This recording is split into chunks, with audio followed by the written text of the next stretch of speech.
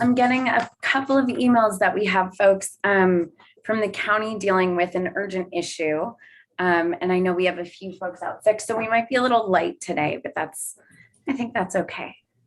We can always make up for it and follow up and good discussion with the folks that we are able to have here.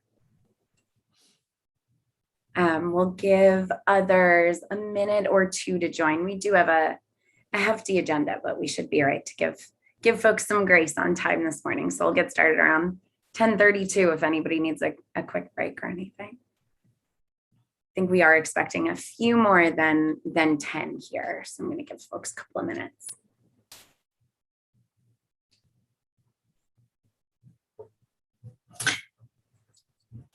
Commissioner, that you made a great point, and I wonder if that's something that we could acknowledge in the meeting so that people are aware and clear about Emergency Homelessness Task Force is not like an immediate thing. We're actually planning for a strategic plan that'll help frame our actions moving forward. So I'd be happy to repeat that. Yes, sir. Thank you. Hopefully more sharply than I did originally. Thank you.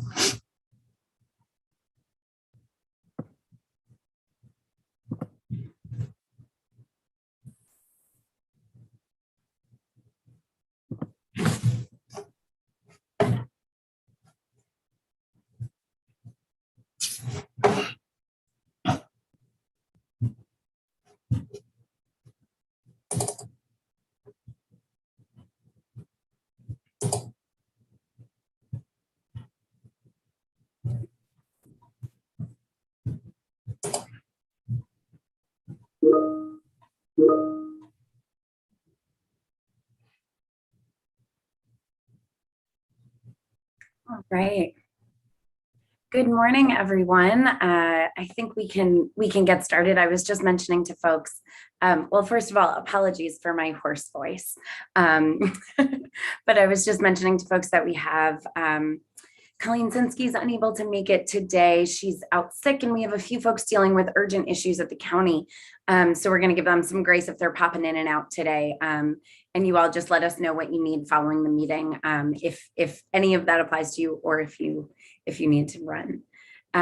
Welcome everyone to our fourth meeting of the Emergency Homelessness Task Force.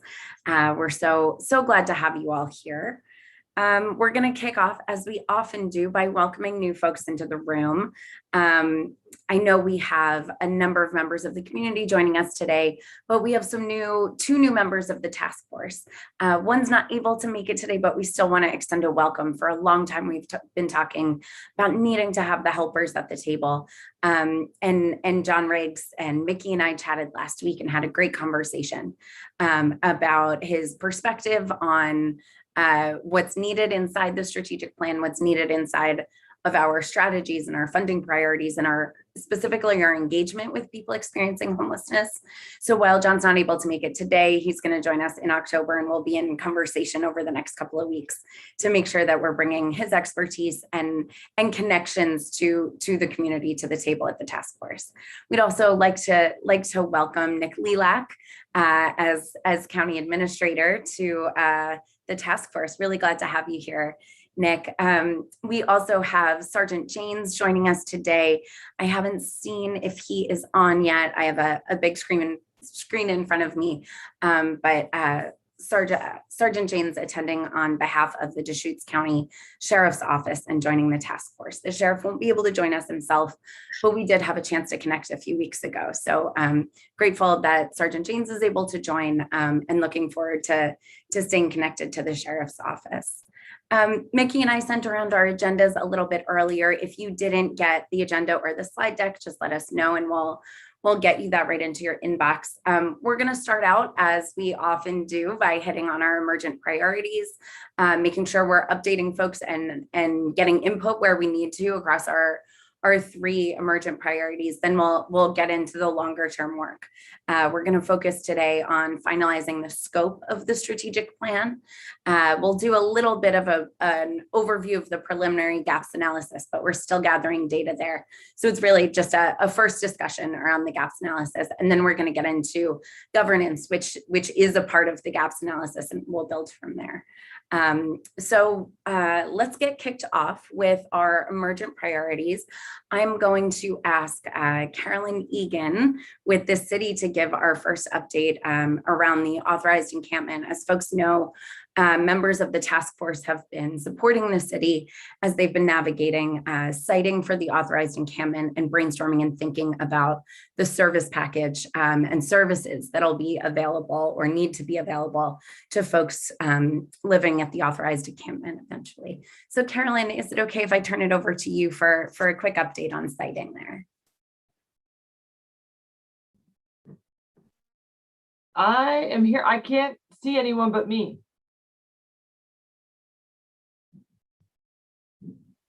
Let's see, maybe if I your stop. Screen and you. There we go. There's everybody. Hi everybody. So the city's looking at a handful of sites, as you all know. 9th Street is probably the one that's at the top of everyone's mind. We were out there today looking at what the trail alignment ought to be and where the conflicts are. And so we are continuing to pursue that as a site. So within the next 10 days, we'll have a meeting with counselors and the church, who is the property just to the north of our 9th Street property. And we have the draft RFP circulating with a very small group internally. We're meeting with purchasing later this week when we're not going to do anything without Gwen's blessing, and then hopefully be able to share that with some community partners, share it with the church leaders, and then make it public on October 6th at the council meeting. At that point, we have the RFP set up to first ask for operators specifically at the 9th Street location. And then as other locations become ready to be used, then we'll be issuing essentially the same request for services, request for proposal for an operator for different sites. So after the 9th Street site, the next site that we're looking at is 3rd Street off South 3rd Street, just around Murphy Road. We have a draft letter. Should be going to Gary Farnsworth over at ODOT sometime today, saying we're interested in that. ODOT has indicated that they want us to do a purchase of that property, but are still working out the streamlined surplus and acquisition processes we'll have to follow. So talk about building the airplane as we're flying. So that's definitely happening on the ODOT side. Thanks to Commissioner Chang, we're looking at a county-owned parcel that is surrounded on 3 sides by North Unit Irrigation District.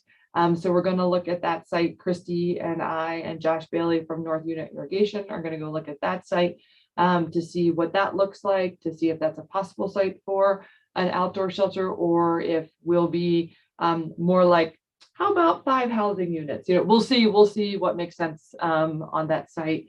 We did send a letter from the city to the county asking the county commissioners to delay putting that property on the auction list so that we have a little bit more time to look at it. And we'll let the county commissioners know through Nick as soon as we look at it to see if that's possible.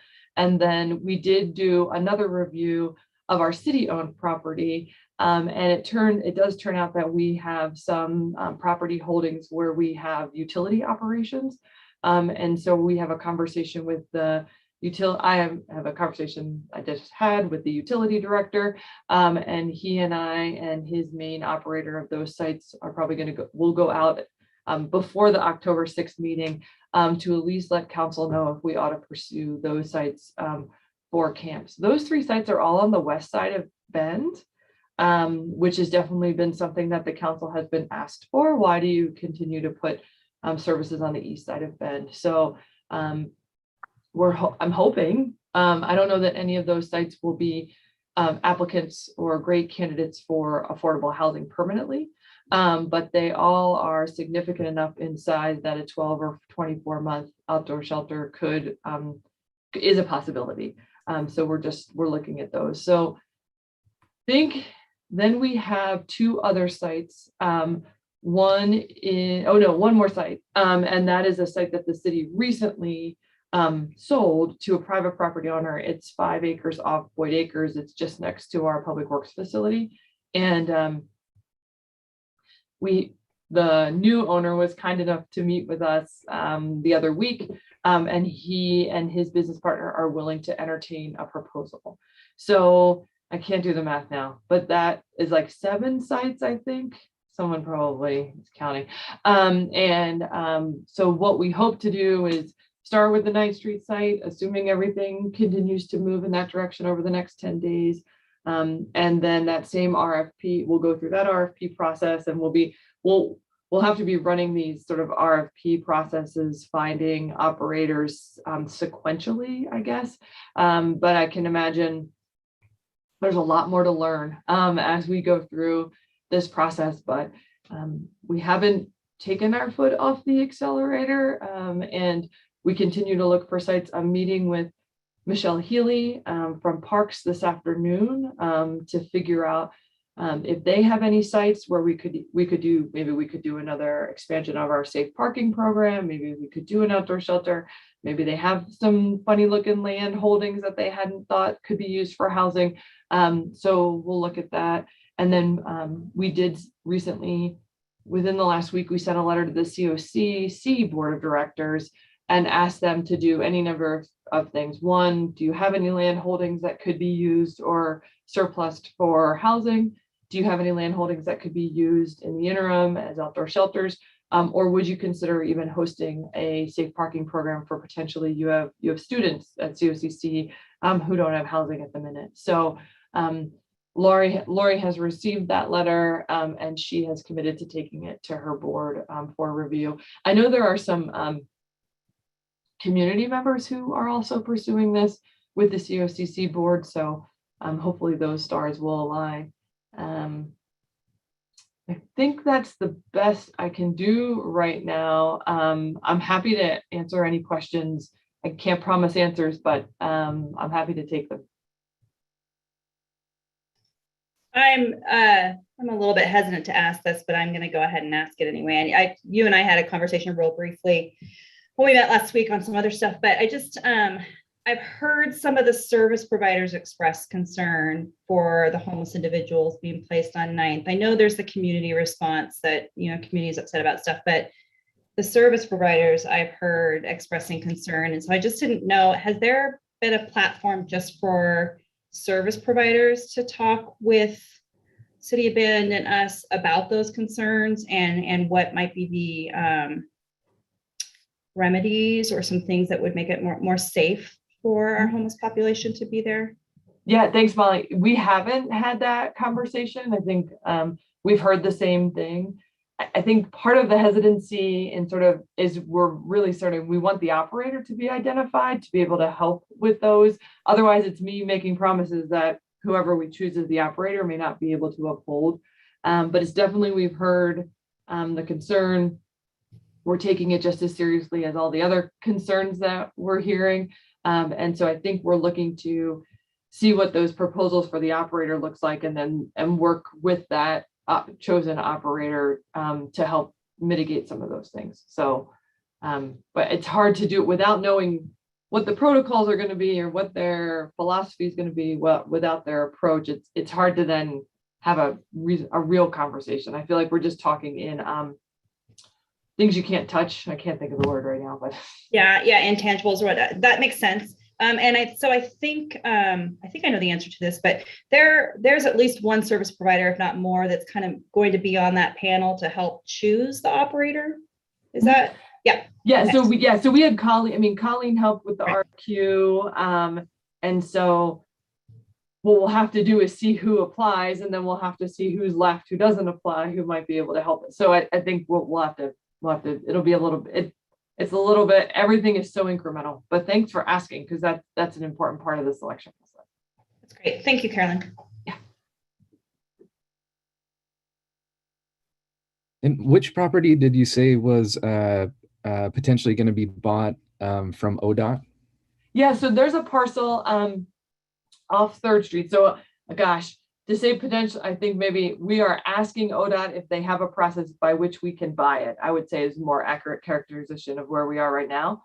But it's, if you're on 3rd Street going south, and you go through the last roundabout at Murphy, there's a Les Schwab on your right, and then there's a vacant part, an undeveloped parcel. And that's the parcel that's owned by ODOT.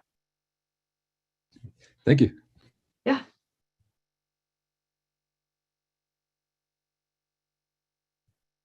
All right, Brittany, back to you. Great, thanks, Carolyn.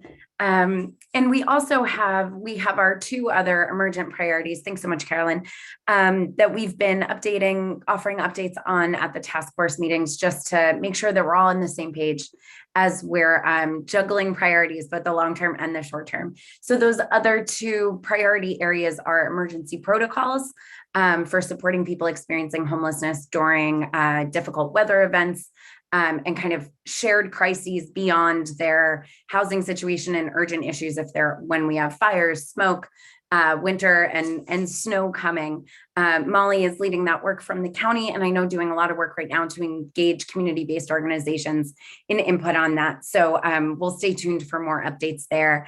And David Brand, I see you're here. If you have an update that you'd like to offer around sustainability and financing for public permanent supportive housing, please do. No pressure to. We didn't chat about it, but I know Colleen is out today, and that work, from my understanding, kind of trading a little bit of the short term for the long term right now to get some problem solving around some projects that are already underway. And we'll be getting started on the longer term financing conversations soon. David, is that right? Is there more of an update that you'd like to offer? No, not really. So I mean, you're right. We're sort of just beginning to dive into the operating financing part of our project. The capital side is coming along well. We got a $2 million pledge from the county, and we're going to be requesting some money from the Cities Affordable Housing Fee Fund in a few weeks, which would make the project pretty competitive for the remaining state funding. But again, if we don't have a way to operate it, then it obviously makes developing and sort of rolling out the facility, challenging. So that's kind of where we are now in terms of really sitting down with the partners and figuring out how we're going to fund the staffing and services and just exactly what the level of services can look like. Great, thank you. Do folks have any questions on either of those 2 updates? Okay, I think we're going to shift into our longer term then. We're going to shift toward the strategic plan scoping.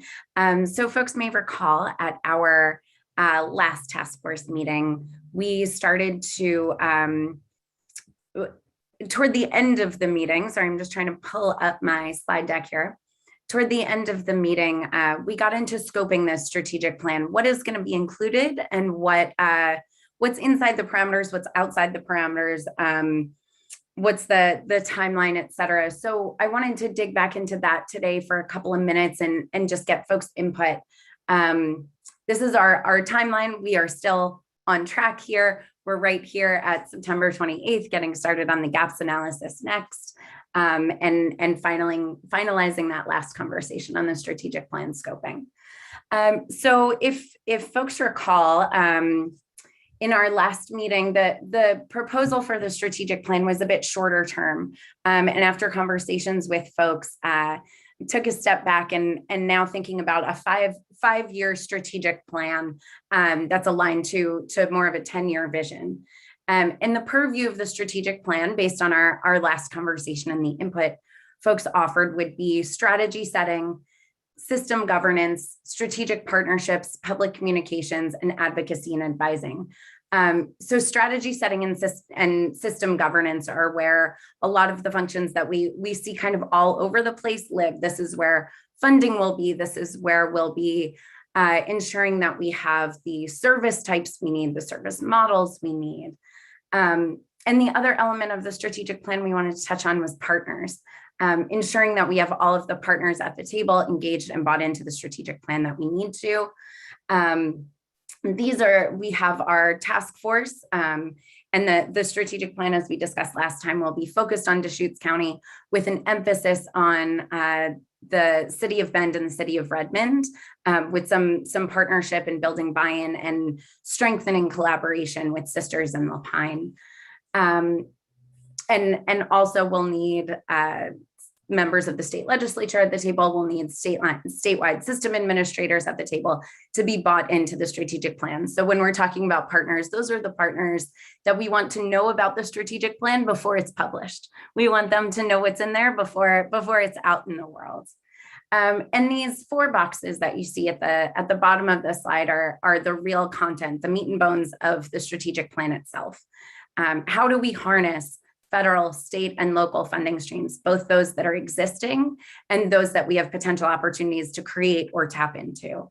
And then how do we strategize and funnel those funding streams into the services that are needed in the community based on our gaps analysis? So maybe I should have switched those boxes, but the services component, when we're taking that funding and aligning it strategically to services, we want to make sure that we're addressing staffing gaps, we're addressing gaps in capacity for service provision, that we're identifying and filling gaps in service types as well as program models. And as we get into the gaps analysis today, we're starting our conversation to kind of lift up where are we now and where are we going to be headed in filling those gaps in the short term. And then again, the path forward is really this last box all the way to the right. What are the commitments that we're making? How do we hold accountability? How do we name the roles and responsibilities of different members of the community in implementing this strategic plan? How do we ensure sustainability? And how do we also make sure that we're innovating? We're iterating on the strategic plan. It is not set in stone. If there are pieces of it that don't work or aren't as effective as we would want them to be, we want to leave room to change. We want to leave room to shift strategies and priorities as we need to. So that'll need to be embedded in there. Folks will need to see exactly where and how we can pivot, so that we make sure it's a strong strategic plan that can really last the 5 years, or however long as we get into discussion of the strategic plan. So this is the scope. This is a bit of an outline of what'll be included when we launch the strategic plan at the end of the task force toward the end of November. But I want to open us up to discussion and just hear what folks think. What are you glad to see included here, and what's missing? What did you expect to see inside the strategic plan that may not be here? We can use the raise hand function if you're shy, but also feel free to jump right in.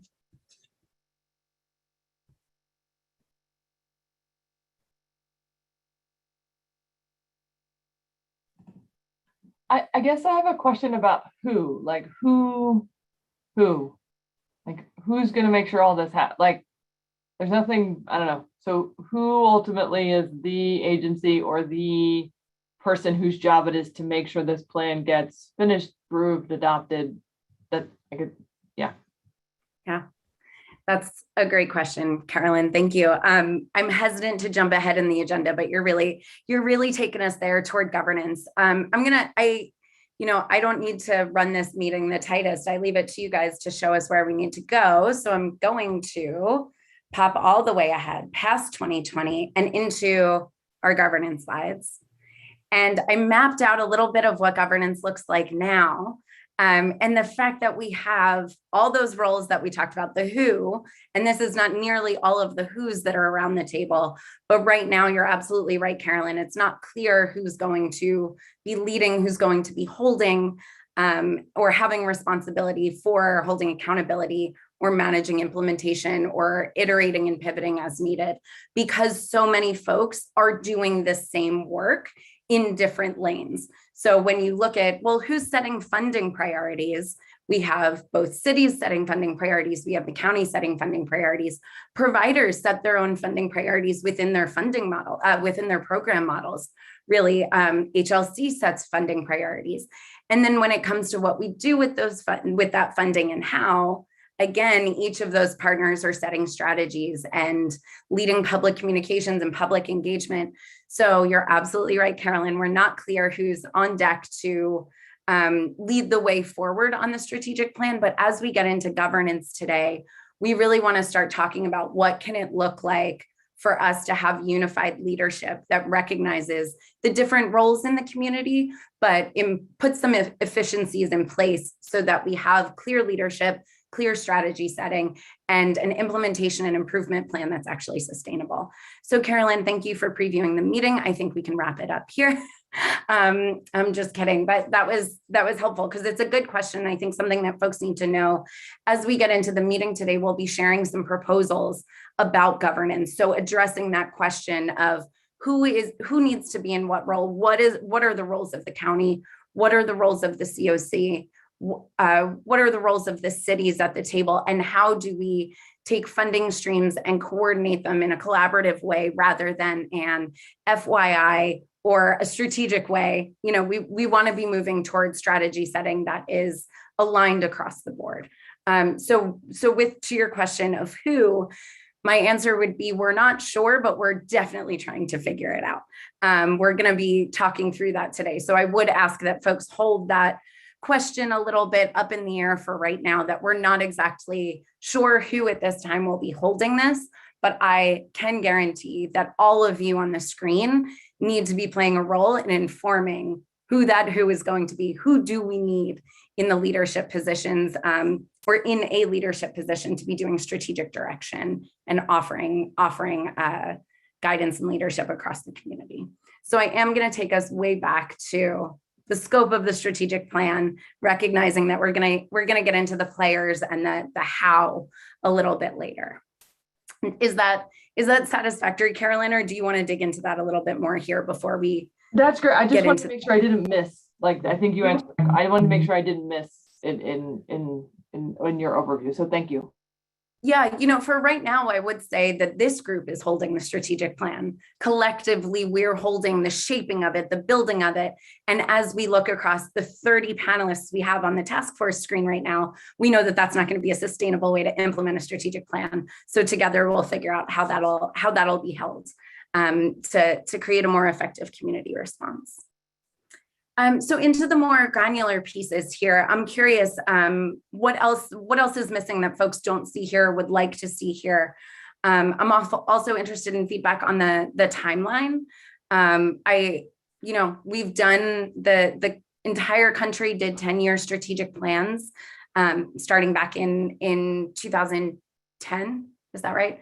Were the first 10-year plans, and in my experience, what I've seen in community after community is that 10 years is a bit hard to hold for local administrators, given shifts in population dynamics, given growth changes, given, obviously elected leaders turn over at different intervals at the local level. But 10 years is a little hard to hold. To me, when we look at a strategic plan that really identifies who is up to bat on what funding will they be needing, what funding will they be using, what advocacy will they be doing, 5 years feels a lot more tangible and like something we can hold on to really drive toward the goals and priorities we outline in the strategic plan. But I'm curious what other folks think, if that feels like far too long, if we can't imagine 5 years working, or if we want to see something that's a bit of a longer vision or a longer plan.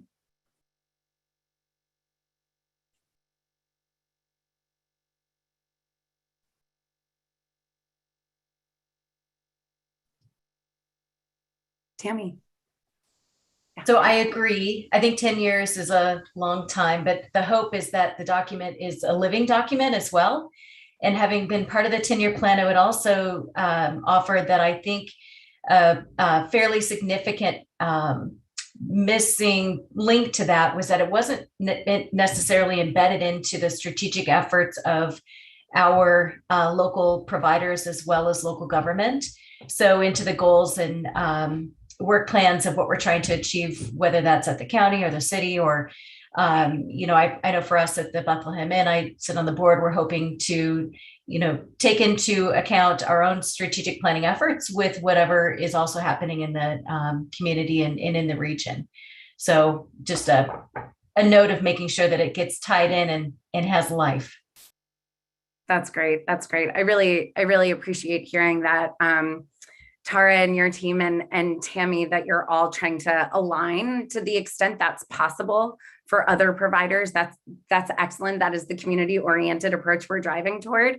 We're a little early for us to do a call to our local providers to say, please do start integrating this into your plans. But I appreciate that you all are ahead of the game there. That's great. Are there other lessons learned from the 10-year plan that folks want to hold on to, that you all learned and witnessed locally that you want to make sure we address or carry into this new strategic plan?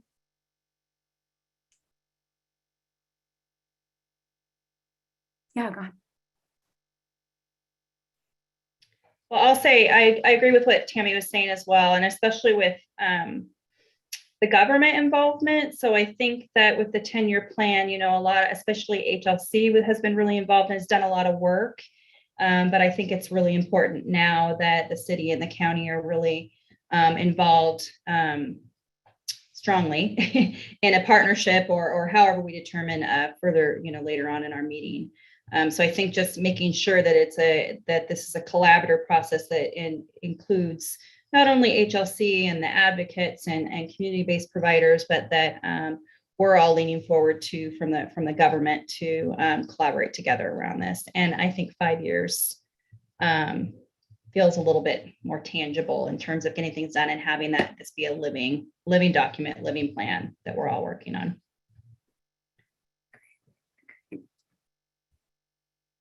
And something I want to name as well is just recognizing that in the past, the COC has its own strategic plan.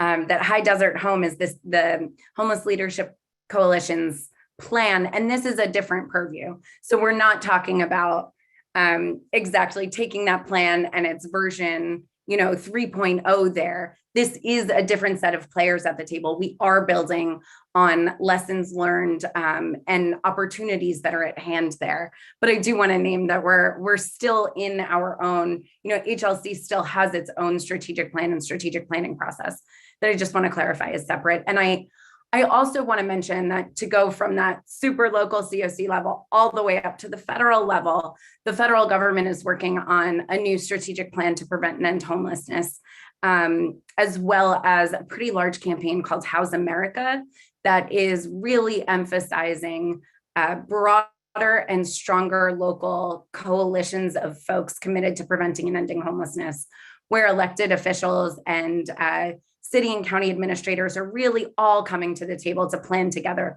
recognizing that we've put so much pressure on our continuums of care to address the shortcomings of other systems, and that's not an effective way to plan or strategize or really address the issue of homelessness as it's growing in every state in the country right now. So Central Oregon is not alone in recognizing that this is a bit of a moment to pivot, to broaden the table, to bring local leaders in more collaboratively, and putting less of all of the pressure on leadership and strategy setting on the COC. Nick. Thank you. And I still feel very, very new to this process and to this group. So maybe these are basic questions, but I'll ask them anyway. One is with the partners, are you, or not you, but is the group looking for adoption by some mechanism by the partners? I wouldn't expect the legislature, but certainly by local governments. Is there some sort of formal memorialization of an agreement or participation? That's kind of question number one. And then question number two, the only thing, maybe this comes from my planning background, is under strategies and commitments, I see accountability, roles, and maybe it's captured in responsibilities. It's in one of these, but I just don't see actions. What are the actual strategies? What is it that we're actually doing? This seems like it's guiding all of the work and who's doing what and where the resources are coming from and the resources we're going to provide, but maybe I'm just missing the word action or what are the actual strategies. That's number two. And the third one is the proposed scope, I think, looks great, and I really appreciate Tammy's perspective. Is that the 10-year and a point that the 10-year vision is going to be a living document? That's great. 5 years feels much more meaningful to the whole process. But I'm almost thinking, what are we doing in the kind of the 1 to 3 year period? And I expect that will be captured in the 5-year plan, but it just feels like, what are we doing right out of the gate? And I'm just so those are some of my initial questions and thoughts. Thank you. Can I really jump in appreciate real it. quick? Please on do. that? Yeah, Nick, I agree for your first point. I would hope that that's what we decide to do, because I think that kind of formal adoption gets to the accountability piece, which I think is so important in this planning process. And I think it was your third point. I was going to suggest something similar too. Like, I think maybe somehow in this strategic plan, we have what are, the 1 to 3 year emergent needs that we want to tackle first. So I agree with you there. Absolutely. Absolutely. That all sounds great. I agree on adoption, and I think that's definitely the direction we're headed towards. So something for folks to anticipate now is that we'll be moving toward joint adoption and also building public buy-in, so that when it is adopted, you all have the community right behind you with their support as that moment comes toward the end of November, toward the end of the year. Can I add one more thing? This is Stacy. I'm not sure the appropriate place to bring this up, but one of the things that jumps out at me is that we have our partners, we have the city, the county, service providers, but I think we're missing an important group here, and that would be those folks with lived experiences.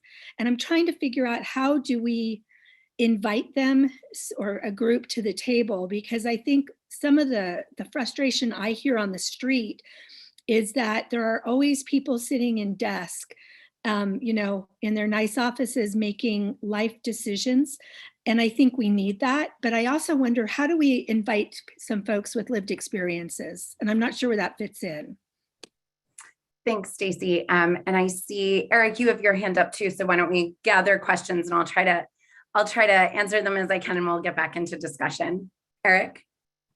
I was just going to say that I think part of the key on accountability, roles and responsibilities, is to the extent we can, name specific entities on who will do what. We tend to categorize, okay, here's something that needs to be done, and either local government will do it, nonprofit, or the private sector. But to the extent we can go deeper and say, Deschutes County will do this, or a city will do it, will help with accountability and responsibilities.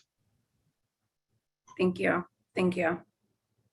That is exactly right. And I've heard that, well, obviously it's exactly right, but I've heard it time and again from folks on the task force that we want accountability built in a very clear way. I can't tell you how many of these strategic plans I've read, and you look at it and you get a general sense of where folks are going, but you're really not sure who's going where and what exactly they're going to be doing. So to the point of 1 to 3 years, I think that timeline is great. And that's likely the timeline where we can get most specific on the who, the what, the how much, the when, the where, with that kind of 2 to 5 years, or maybe 3 to 5 year outlook, a little further out, recognizing that in a year or two, we'll need to recalibrate and see where we've gotten to, or we'll be monitoring that all along the way. And Nick, to your point around strategies, where are the actions? And Stacy, to your very important point around engaging people with lived experience, we are not at the point of saying what the what is yet. So we want to first make sure we have a completely shared understanding of what our current system gaps are, what our current state is, because we have all those players doing similar work, related work, that's coordinated through a lot of meetings, but not all of us have the same shared understanding of what's happening in Deschutes County when it comes to people experiencing houselessness. How many people are experiencing houselessness, for how long, that kind of information, how many shelter beds are available, trying to get to a level set on that the gaps analysis will be included in the strategic plan, but at our next meeting in October is where we're really going to be digging into the strategies to address those gaps. And that's the real what, and that's going to be the work that'll go on between now and the end of November, is really digging into, okay, we have this challenge happening in the community and no services really address it. So what are our strategies? What's in our toolbox? What funding could address it? What funding doesn't yet exist that could address this gap, for example? So we're not quite there yet, but it absolutely is the most important component of the strategic plan, but that's where we'll really be. That's what we'll be rolling up our sleeves on in the next couple of weeks. And John, I'm going to turn to you in just a second because I'm actually going to mention you. In our conversation last week, John and Mickey and I talked a little bit about our strategies as the task force for engaging people with lived experience. And, we've had a lot of conversations about whether the task force has discussed whether there are folks who would represent people experiencing homelessness who are well positioned to advocate on behalf of their neighbors, or whether we want to do something more like focus groups or an open forum to engage people with lived experience to inform those strategies. And that's something that John, I want to turn to you. I recognize your hands up, but John offered last week, as we need information, John offered, I'm out there. I think he said he does seven drops a week, 7 stops a week, and offered to bring our questions to folks, which I'll certainly, I'll be coming down to Bend in the next month, and we'll be finalizing a strategy for engaging people with lived experience to ensure that they're really guiding our strategies. Nick, part of the reason why the strategies aren't here yet is because it is people with lived experience that needs to tell us what those strategies needs to be. They're the ones who know what they need in order to move to the next place that they want to be in their lives, or to meet their unmet needs in this moment here today. So that's where we'll be heading in October. But John, I want to recognize you had your hand up. Was there a question you had or something you wanted to offer? No, you nailed it. And just to throw this out there as well, I have lived experience, and I know there's a couple other organizers that I organize with that also have lived experience. So thank you for sharing. I know we have a few folks on the task force with lived experience. I appreciate you for sharing and letting us know that that's part of the expertise that you bring to the table, and has so clearly informed your work, your incredibly effective work that you're doing. Do folks have other questions about the scope of the strategic plan? Are we on the same page as far as when and how the strategies are going to be evolving and coming in? I know it's a little frustrating to have to go through all the administrative mapping and management of it all, to pull all the funding streams and pull all the data, when really we want to get to, well, what's the plan? But with so many partners engaged, we just want to make sure that we're starting to pull things together to be a bit more centralized. So we're starting from a shared place. But do folks have other input on the strategic plan? The scope here that we have, timeline, any concerns about the 5-year plan timeline with a bit of a 10-year vision from there? Okay. Could I get a thumbs up from folks who are very down with our 5 years scope here? Awesome, thank you. I'm seeing some thumbs, okay. In the recording, I will make sure that we have the amount of thumbs that I think we have, which I think is, it's not an official vote, but I want to make sure we're not breezing past any concerns. Okay, so now we're going to move into the gaps analysis, if there are no other questions about the strategic plan. This is a very, very preliminary and high level look at what we're seeing across the spectrum of services and gaps in the community. And I connected with folks over at Neighbor Impact yesterday, and we're going to be pulling HMIS data this week. So what we're working from right now is really point in time data, some housing inventory count data, housing affordability data. So expect this to fill out a bit more.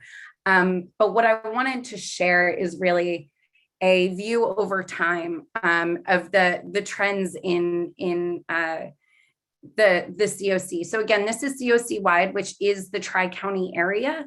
But this given that Bend is the largest city in the Tri-County area, and that Deschutes County is the largest county, we do recognize that we have a lot of the data we need right here. So the top line on this graph that you'll see is the increase in the number of people experiencing homelessness on a single night between 2015 and 2020. So we've really seen the numbers increase significantly. And the number of unsheltered folks has stayed higher than the number of people experiencing sheltered homelessness. So people living in shelter or in transitional housing or in a transitional setting with a roof over their head. So again, we're seeing more folks experiencing unsheltered homelessness than we have in the past. And that's a significant change, particularly between 2015 and 2018, but that's only continued. And again, this point in time count was done in 2020. So we know in cities across the country, we've seen increases in unsheltered homelessness throughout the pandemic due to the congregate nature of shelter. So again, Central Oregon's not alone there. I did want to share some early look at data around disparities, just so we have an understanding of what subpopulations of folks are at a disproportionate risk of experiencing homelessness, or among the population of people experiencing homelessness. We have a larger than ordinate number of children experiencing homelessness, and a growing number of people of color experiencing homelessness, as well as families. So this is our data from 2015, and you can that was way faster than I meant this chart to go, but you can watch it transition all the way to 2020, where we've seen increases over the last year for both children under 24 experiencing homelessness, both in families and unaccompanied youth. Since 2015, the number of people of color experiencing homelessness in the Tri-County region has tripled from 55 to 152. And families experiencing homelessness have also steadily increased over those 6 years. The number of veterans experiencing homelessness are also on its way back up. There had been some progress in 2017 toward lowering the number of veterans experiencing homelessness, and that success continued in 2018 and 2019, but we're seeing those numbers go back up here again in 2020 last year. And the number of folks experiencing chronic homelessness increased by about 30 since between 2019 and 2020. But that is down from the number of people counted in 2015 as experiencing chronic homelessness. So I highlight this so that we have an understanding as the task force. And again, this is a preliminary gaps analysis, much more data to be added. And we have a few more slides to go here. But this is so that we're putting an analytical lens on our gaps analysis of who is our system more likely to fail and to push into homelessness, right? Where are we seeing gaps that need to be plugged urgently? And maybe some shifts in strategies. You know, it's when it comes to a subpopulation like veterans, we have some very specific tools in the toolbox to address their needs based on partnerships between the VA and HUD. When it comes to unaccompanied youth, that partnership is a little bit more challenging because we need our schools at the table, we need our child welfare systems at the table in order to make sure that we don't have any children falling through the gaps, either in their housing stability, in their family connections, or in their education. So this data does not give us a clear path to an answer or solutions, but it does start to help us think about who do we really need to be keeping in mind and keeping central as we're designing these strategies to make sure that we're not setting up a strategic plan with some of these same gaps in our safety net.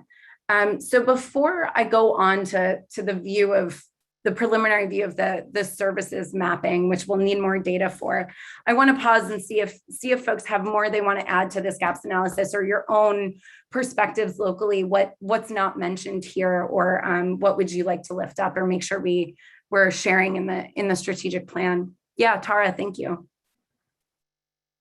Yeah, thank you. So I just want to raise up and just bring to the forefront that these are conversations that HLC has been having for as long as HLC's been around. Same, I mean, exactly what you're saying, Brittany, and this presentation right here is what HLC does and brings. So maybe as we're talking about what are some of the goals and what are some of like the objectives of the task force, it's not to take the place of HLC. It's really to how can these task force members that are here that aren't actively participating in HLC can start to do. So I really want to just bring that to the forefront and know, and maybe just to boost up us service providers that are like, yep, we've been talking about this, and welcome to the table, everybody. Yep. And to that point, Tara, is there anything in the, yep, we've been talking about this, that's at this high level that you want to lift up now? I want to make sure that we're not having this conversation without naming right away. Yeah, that's great question. I think selfishly, I can answer that. I'm the chair for the Regional Shelter Committee, and I've been looking for someone to take notes consistently for the past year, and I haven't been able to find anybody to help with that process because service providers are very tapped out. And so I think with that is there are roles that are not being filled with HLC because the service providers can't do more. So I think that's bringing it up of, do you have someone, like, does somebody have an assistant that you have that you can tell them for an hour a month, they're going to do this specific job for HLC? I think that selfishly, that's something that would be beneficial for me. And I know I can speak to a couple other chairs that are on this committee, that are on committees that are sitting here. So I think it's pockets of time. What initially right now, what would be helpful is little pockets of time of what someone can do to assist. Mm-hmm. With painful tasks like typing up notes. Thanks, Brittany. Yeah. And I think we're just to tie the thread, we're getting back to the governance issue, right? There's not enough service provision capacity. And because we lean on service providers to help us with administration, there's also that affects our ability or Central Oregon's ability to effectively manage and govern the system, because we're leaning so heavily on service providers to do many more jobs than service provision. So governance and staffing and capacity are certainly things we're gonna be hitting on here. But please do email Tara if you have a note taker with some time on their hands, or folks interested in getting involved in volunteering. It's also a great mentoring opportunity to bring someone new into the work. Carolyn, and then Bob. I think, this wasn't what I was going to say, but now that what can one of the actions in our strategic plan be to actually create an organization for HLC rather than being a coalition of really smart service providers? So what would it take to incorporate the HLC into a board of directors and a staff? Like what's the cost? What's the annual operating? How do we get them an executive assistant who can take notes? I think that ought to be, I would like to see that be part of one of the conversations we have here, continuing to have an informal network of really smart people who don't have an actual nonprofit or an actual corporation that's running, can take funds, is I think one of our real take advocacy positions, which is what I need you to take. We're not serving our houseless or our leaders because we're not making the connection. So I'd like to sort of put a pin in that if we could, and have this group have a conversation about our collective effort to create that structure. But my question was, how do we define chronically homeless, and why does that matter more or less than the other demographics that you have on this chart? So people experiencing chronic homelessness are folks living with disabilities who've been homeless for an extended period of time. So we're talking about folks that are more susceptible in many cases to living unhoused or in in an unstable housing situation. And so the federal government had done some work around prioritization of people experiencing chronic homelessness, got really clear about the definitions of chronic homelessness so that we could offer folks a bigger service package to recognize that they typically have some higher service and support needs.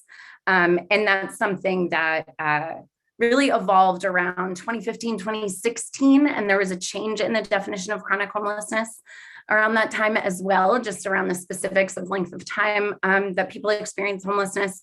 And so this is up here to highlight that these are folks with disabilities who've been living outside or living in shelter for an extended period of time. So that's the disparity or the increase that we want to highlight. So I heard you say something that I hadn't heard before, but this is a group of people who have then, I heard you say they have a disability. So would they categorically, each individual who is defined as, I'm just asking for definitions. I'm not trying to start a conversation. If this group, so in this case, you have in 2015, there's a little over 210 of them, whatever. All 210 of those individuals would have a disability and therefore would have access to their SSI disability? Should have access to their SSI disability. Very often do not, and should also, would also therefore be eligible for permanent supportive housing. So as permanent supportive housing was built out as a service type, it was built around the chronically homeless population. Okay, thank you. Yeah. Brittany, I thought that the definition was you do receive SSI or SSD. It's not you should, because it's a specific, to my understanding. Can you? It has been a minute since I've been in the definition, so you are likely correct. But what I want to name is that if that's how the count is done locally, which isn't always the case, even if it's the federal definition, it's often not stuck to when the count is done locally, which is why the point in time count is a flawed measure, and why we're looking forward to getting the HMIS data. But the length of time someone's homeless and the fact that they have disabling conditions would make them eligible for Social Security. And so this may be an undercount if folks aren't connected to Social Security, and that's what we're using to make sure that they're counted. And again, as we get into strategies and gaps, we'll take a look, do we have strong enough connections between the Social Security resources that are available and technical assistance that are available to help connect folks to their entitlements and to Social Security in particular. Thank you. And I can follow up with folks with the specific definition. I apologize that I don't know that I've ever gotten into that detail of it, or not in a long time anyway. Thank you, Tara. And I can pull that up on this side while we're getting through our discussion too. Bob, I wanted to make sure we got to you, and then Kurt and Eliza.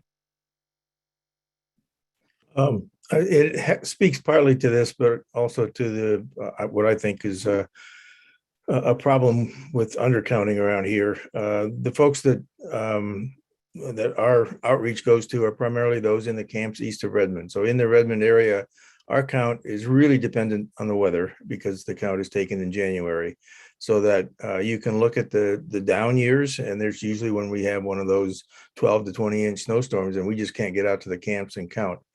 Folks in the camp are notorious for not coming into shelter because of the theft problems in the camps. And they oftentimes, when transportation is difficult, even on foot, they don't come into Jericho Table. So the down years in that category might well be a predictor of bad weather, but I would treat it as a very soft number.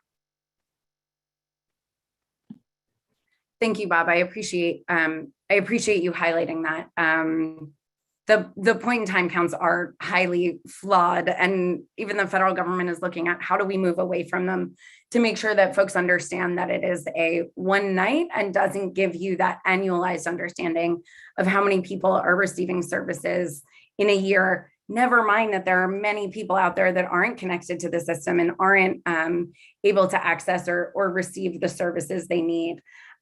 Mickey did some outreach and an informal survey that I am trying to pull up right now of folks in the encampments so that we have kind of a running number in the back of our minds to understand how many folks are living outside and in encampments. And I will pull up that number for us. It's again, a rough number.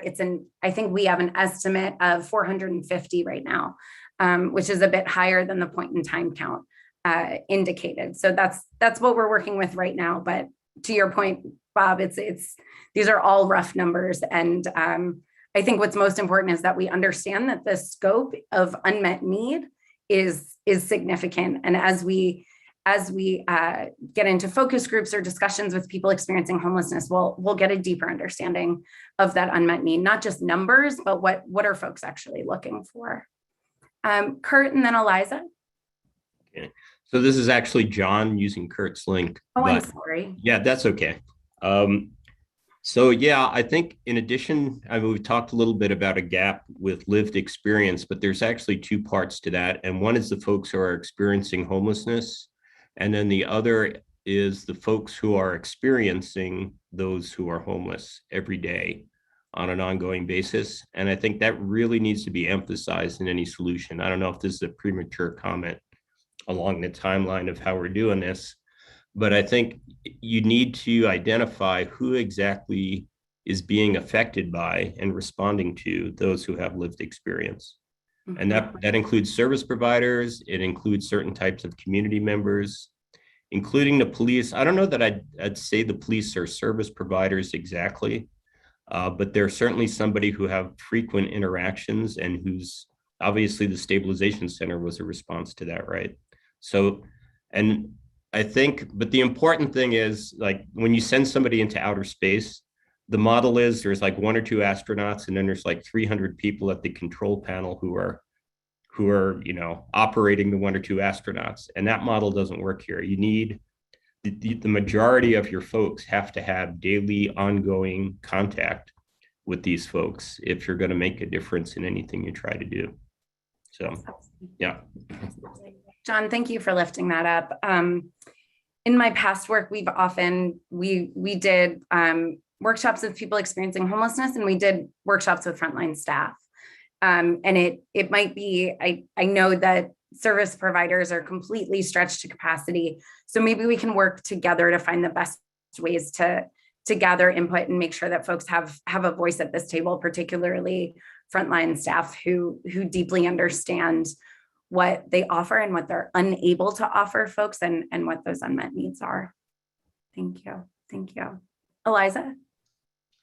Thanks. I just wanted to mention, because the PIC count, yes, is mostly, the numbers are low for all different demographics of people, but specifically for youth, if we could also look at like the count that the schools do, because it's significantly higher because a lot of our homeless youth are in schools, and it shows us the unaccompanied youth number, which is more accurate to include the school's number with the PIT number.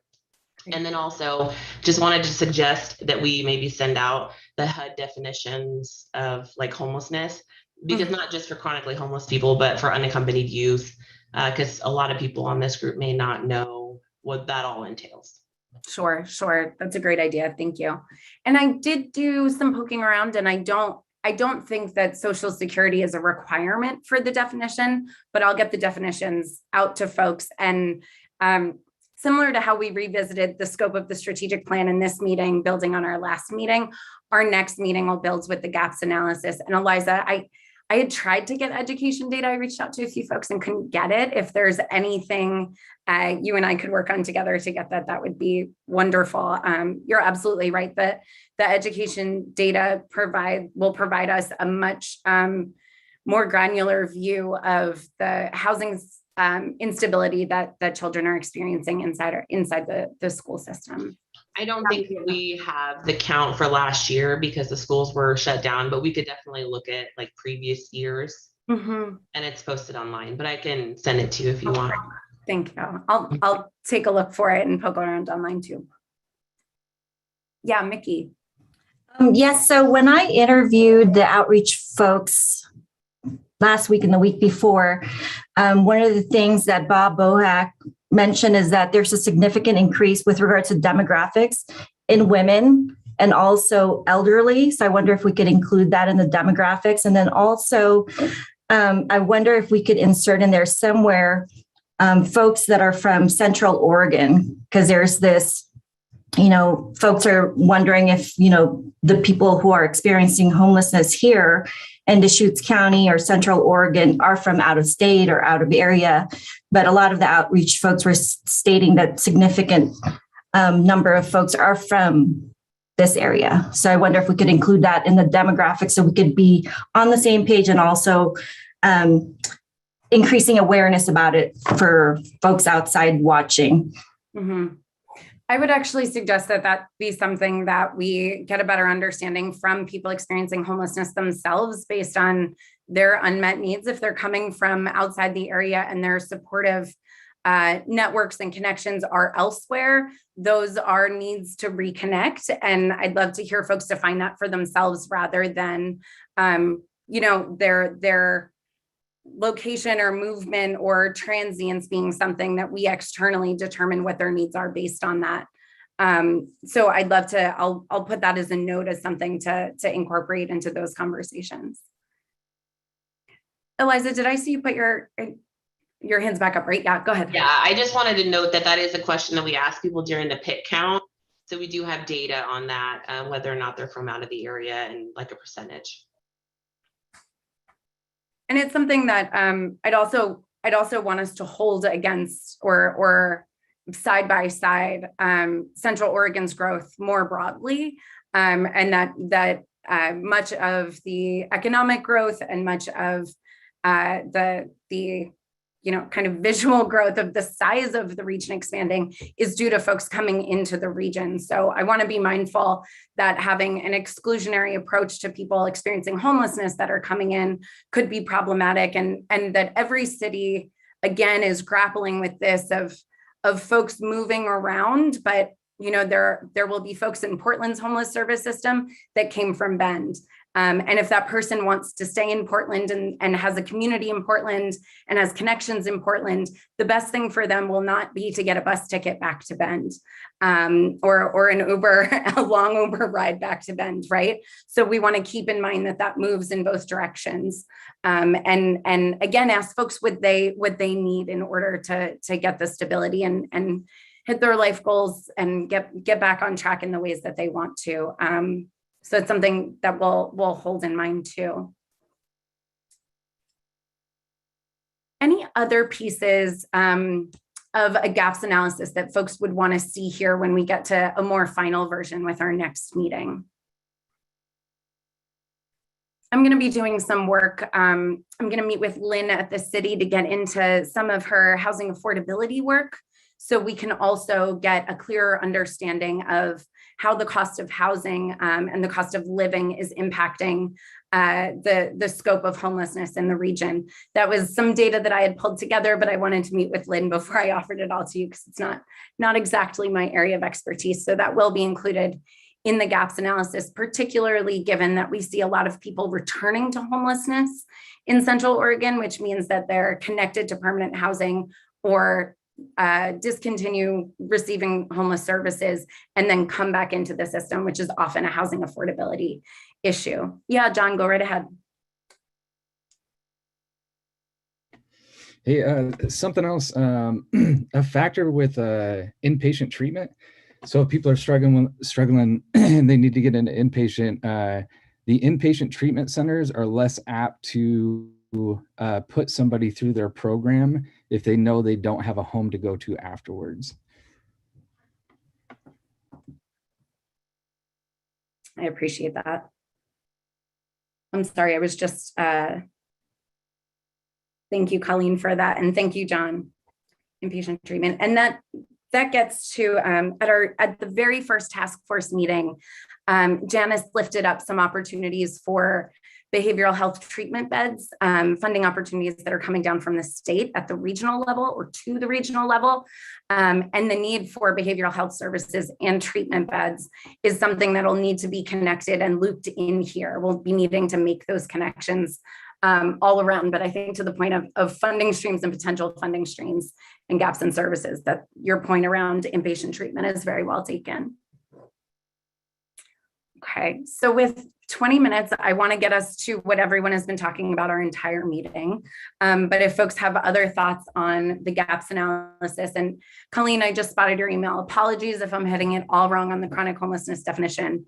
I am a few years out of my federal expertise, and man, we put a lot in that definition, but I should have it down tighter. I'll get it around to folks after the meeting.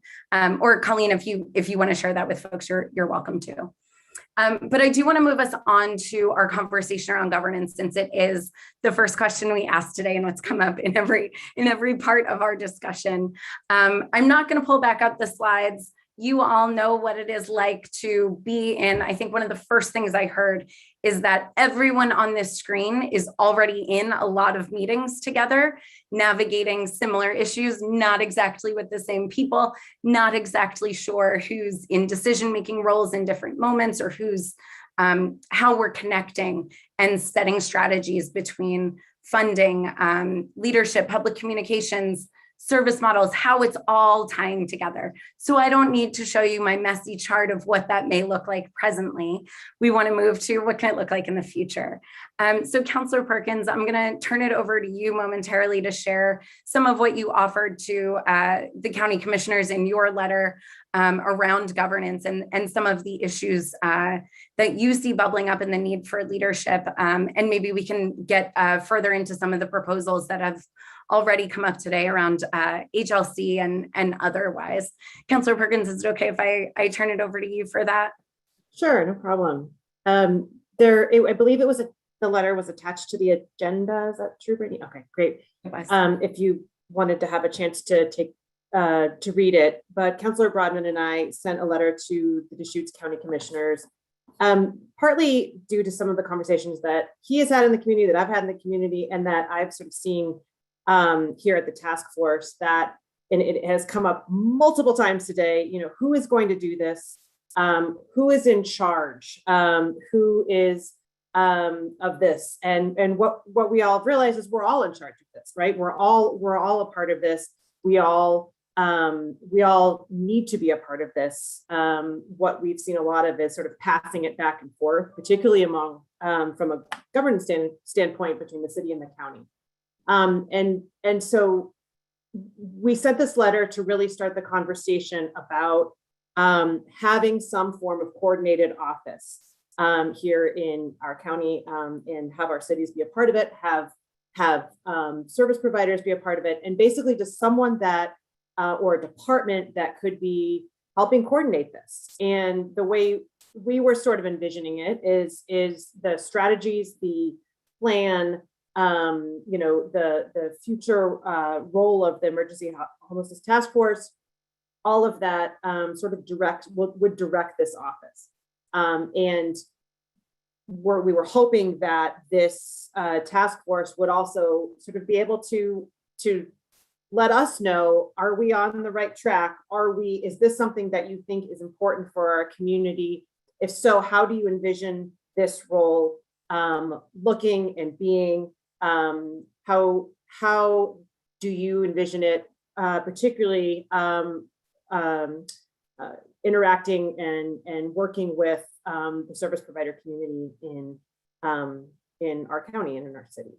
And so I would just sort of leave it there, and I was hoping that's something that we can discuss as a task force, because it seems very clear to me that that is the number one thing that is missing right now is this accountability piece and also this governance.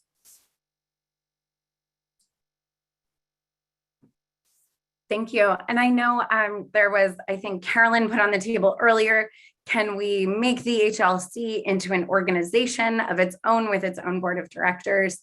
I know the city is navigating some opportunities at the state level for support for a joint office. Eric, I'm not sure if you want to share more about that here, but I'm curious what folks' feedback or ideas or initial reactions to that kind of consolidated leadership or joint leadership approach here. And we're all brainstorming. So while Molly, I'll turn it over to you. I saw you come off mute. Go ahead. I like the idea of having a joint office or whatever we want to call it, primarily just because being in the county seat, especially Colleen and I, we really get to see all the different cities, all the different CBOs, all these different projects. And, you know, I fear that for our region, at times we might be duplicating things because of the fact that we're not all communicating together. So I feel like a joint office would be really helpful with that and bringing together the cities and the county and the CBOs and advocates. I would fear though that I don't want to see it take the place of HLC, I guess. So I just think it's really important that, you know, HLC is a very strong partner in that, and that it doesn't become this government run thing. Because really the knowledge is in our advocates and our service providers out there. So I think it would be really important to make sure that they're at the table, that we're not duplicating HLC work, but really it's kind of a way to get our government agencies kind of all aligned so that we're all working towards the right and same target rather than duplicating efforts or perhaps, you know, not funding what needs to be funded because we've overfunded something else. So that's just my opinion. I think it's a good idea. Thanks, Molly, for that. I think from, you know, sitting as the chair of the current HLC, I think a piece that's missing from this conversation, and when we focus on the Emergency Homeless Task Force, we're focusing on Deschutes County and City of Bend, when Homeless Leadership Coalition is regional, including Crook, Deschutes, Jefferson, and the Confederated Tribes of Warm Springs. That's our continuum of care. And so when we talk about funding the HLC or funding positions, in this setting, we're leaving out some of our regional partners. And when we want to address homelessness, it needs to be addressed regionally. And so I just put that out there that, you know, this isn't a joint office, as Molly said, would not be replacing the work of the HLC. It's completely different. And so I just want to make sure that we're bringing that to the forefront. Thank you. I appreciate that, Colleen. And as we get into our next iteration of the gaps analysis, something I would like to include there is a high level view of where the other counties and the Confederated Tribes are in their strategies, in their unmet needs, and the number of people experiencing homelessness, some of their trend data, so that we do have a more whole understanding of the dynamics unfolding in the region. Appreciate you lifting that up here. I'm curious, and I don't mean to ask this as a difficult question or a leading question, but I'm curious, given the capacity strain of the HLC that we've talked about a little bit here, is there anything that you would like to see other partners stepping in? Would it be more of a model if there were a joint office, the joint office has a strong role in the HLC in order to help fill some of those administration gaps? Would it be kind of dotted line, moving some responsibilities over where government agencies may have better capacity to help fill those gaps? What would that ideally look like? I think particularly, or first, Molly and Colleen, from your perspectives, and then, you know, happy to open it up to others, but just curious what your thoughts are there. I think the work definitely needs to be aligned, whatever that joint office looks like. You know, the HLC is the continuum of care, which is a HUD mandate for the funding that comes into our region. And so any initiatives, any new programming, any new kind of ventures, if you will, to, you know, address homelessness in the region needs to be aligned, I think, with the HLC and some of that work. And I think that through that work and defining on what that looks like within a joint task force, that meeting with the HLC and the current board, there is a current board of the HLC that working with those board members to define really what does the region need and where do we go from here? Whatever Deschutes County Task Force is, and the goals of that task force would align. And that brings in the 10-year plan of the high desert home and whatever strategies that were discussed earlier as well. And I think that there are some gaps within the continuum of care that need to be funded. Tara hit on a lot of those of just the administrative tasks. We have the point time count, which is managed by all volunteer, and it has to be a regional effort. We right now are in the process of our notice of funding opportunity, which is a lot of work, a heavy lift on service providers. And there's a gap there because we have people like our independent review team that reviews applications for funding that comes into the region. There's conflict of interest within that because we have the same people at the table day in and day out doing the same work. And so I think that there is opportunity and gaps there that maybe the task force could help support. So I definitely think there's opportunity. And those are my initial thoughts. Great. And Colleen, if there are places you see that I could help plug in and build a bit stronger of a bridge between HLC and the task force work, or even if it's kind of putting two hats on at once to help you all with some of the work while also getting a deeper understanding of the HLC's work, I'd be happy to talk about that. Curious if or what other thoughts folks have around a joint office and what it would need to look like in order to be effective and to maximize the region's resources.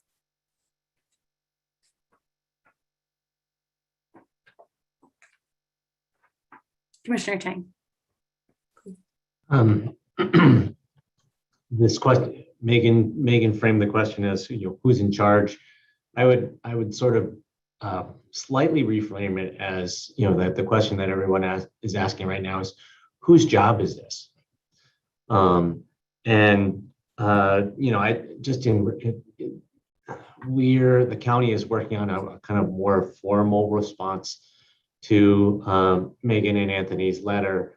But I would just share initially with people that I absolutely believe that we need more capacity to work on homeless initiatives in the region. We need that capacity to be dedicated and focused, as opposed to sort of borrowed from places where there'll be lots of things, other priorities tugging on your attention. We need coordination among efforts, and it needs to be, yes, it absolutely needs to be a joint effort between the county and all the cities and all the service partners and law enforcement and public health and health agencies and a broad range of partners. When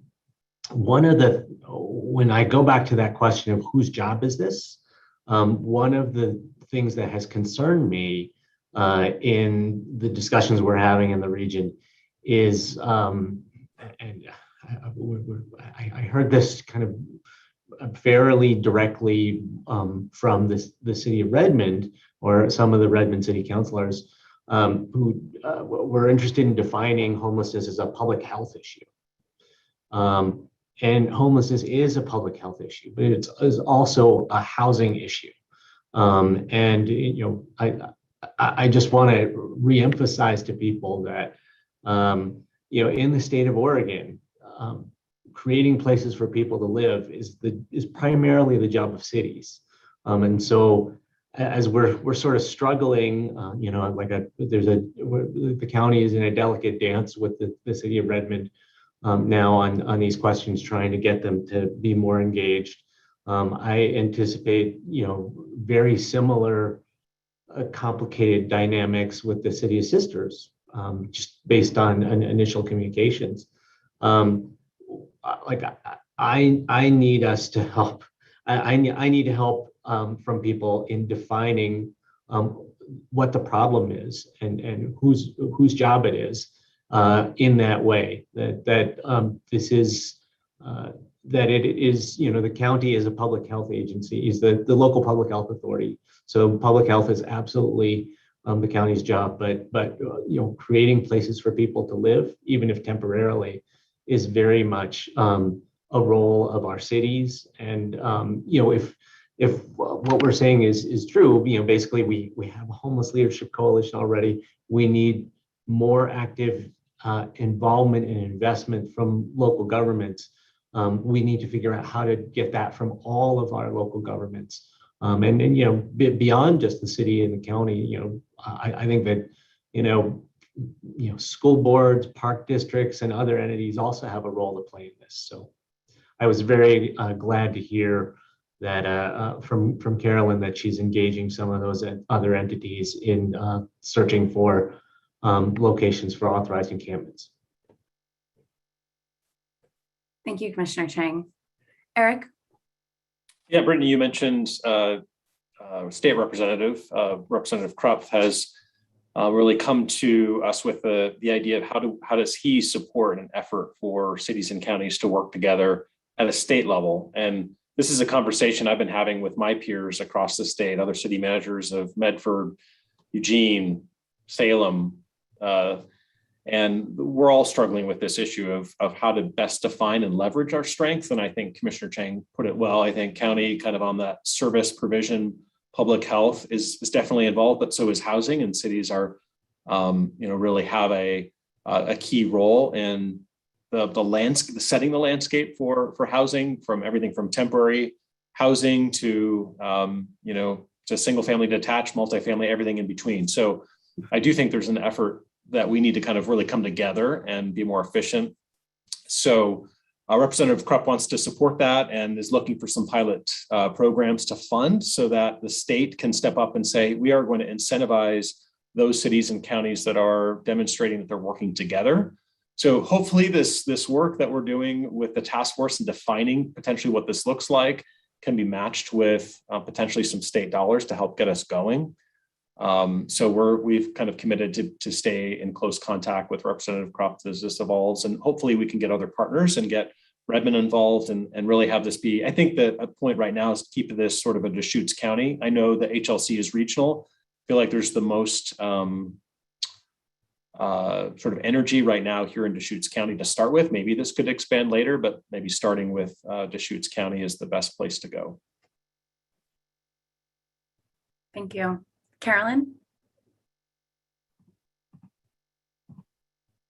I think the one thing that I'm thinking about as I listen to this conversation, cities versus the county and the roles is, I feel like we have a council right now that's saying, Carolyn, go find property, go acquire, like, let's figure out how to do this. But I don't have a lot of certainty about the operational funding for shelters. And so I think in the very, very near term, if we could, if there'd be a way, at least for the city of Bend and the county, to carve out a piece of Councilor Perkin and Broadman's letter with the commissioners and say, we're willing to go in on a shelter.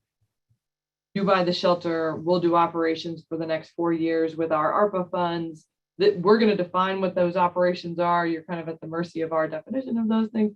And then we would at least have some sort of working model to sort of take the public health role and those humans who are needed to be at the shelter and address the behavioral and physical health needs of the humans who are living there. And we agree to own the property and keep the heat on and keep the roof on and provide the office space for the intake. That's the thing that I think could be most helpful for our community, even showing the city of Redmond or showing the city of Sisters or even down in Lapine. This is how the city does its need providing those units, and this is how the county comes in and supports its public health mandate. But I may be oversimplifying because I'm in the throes of trying to figure out how to bring 500 beds. But that's really what I'm seeing right now, is I feel really comfortable going to our council and saying, listen, I know you had the ARPA funds allocated this way. I think we need to allocate them this way. But as soon as we purchase, I don't know what to do on day one. And I understand that we need some some partner agencies, not just the county, but that funding, that commitment of that year 1 and year 2 funding while we get the partners in place to go ask OHCS or Pacific Source for the funds is where I'm sort of struggling. So I also think that would demonstrate for the entire Central Oregon region that we can do this, and that those people who are sleeping in their doorways or around the corner from the kids' school, there is a solution. There is an action to manage this, because I think our community is just asking us to manage this. So that's where we think about the role of city and the role of counties. That's one example that's right in front of me. I'd like us to consider if we could. Thanks, Carolyn. And we're bumping right up against time. So David and then Tara, and we'll manage next steps via email, likely if folks need to drop off. But David, please. Yeah, I mean, we've been kicking this back and forth kind of for months, if not longer. I think there's the assumption that if you just build units, that all of a sudden the homeless will be able to live in those units and everything will be fine. And it's just not realistic, right?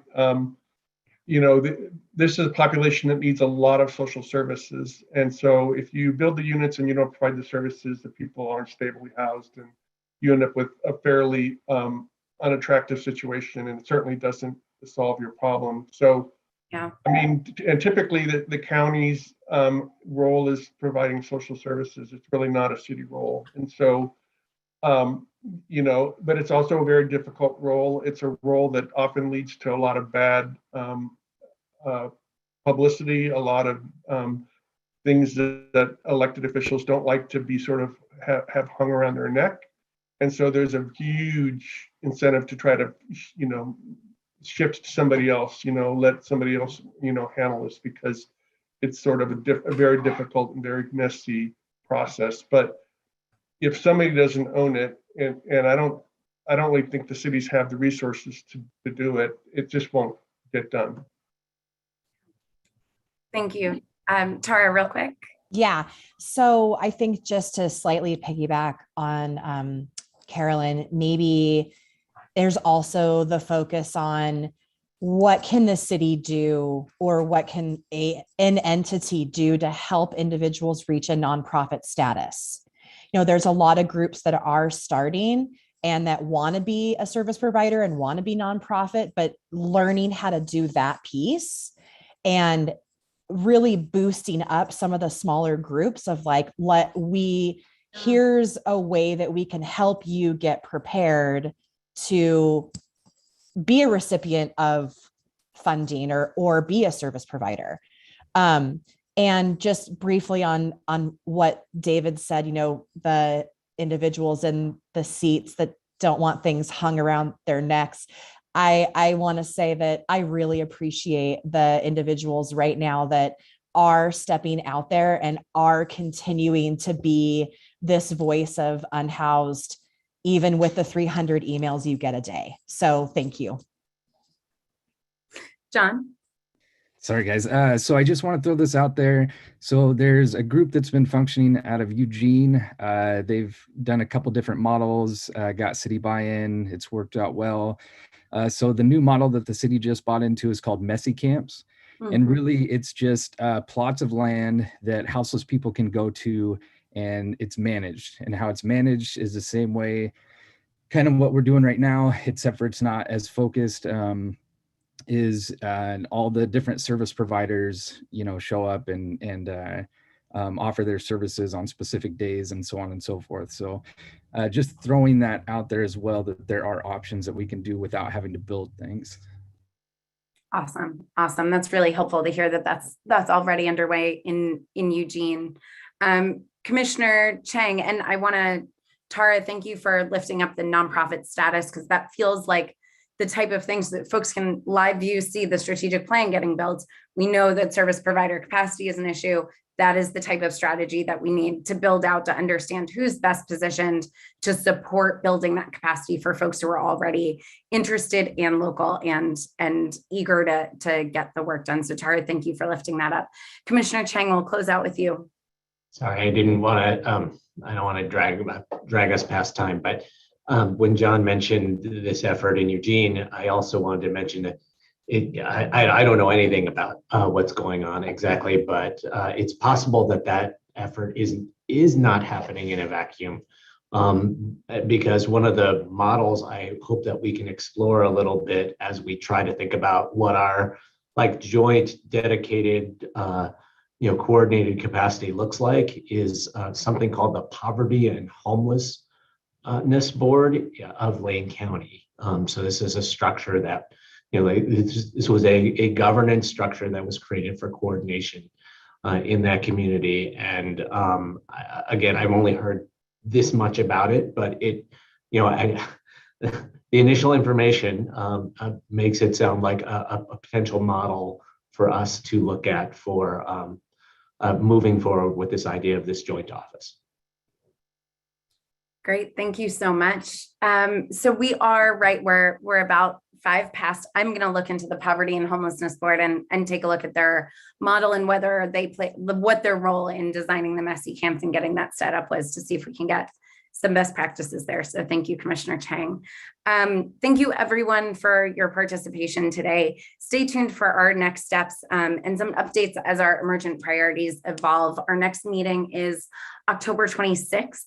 Between now and then, we'll be building out the gaps analysis. I'm really hoping to get down to Bend myself. So stay tuned as we gather more information and start to really hit the ground running, developing strategies together and identifying what our funding and commitments and accountability mechanisms need to be. I really appreciate you all coming today, bringing all the opportunities to the table. I've heard a lot of ideas, and that's the type of stuff that's going to keep us iterating and building a strong strategic plan that, as Carolyn said, is a living document. Or Carolyn, I'm not sure if that was you, but we want a living document, and I heard that loud and clear today. So thank you, everyone. Take good care on this Tuesday, and I'm sure I'll talk to you all soon. Thank you so much.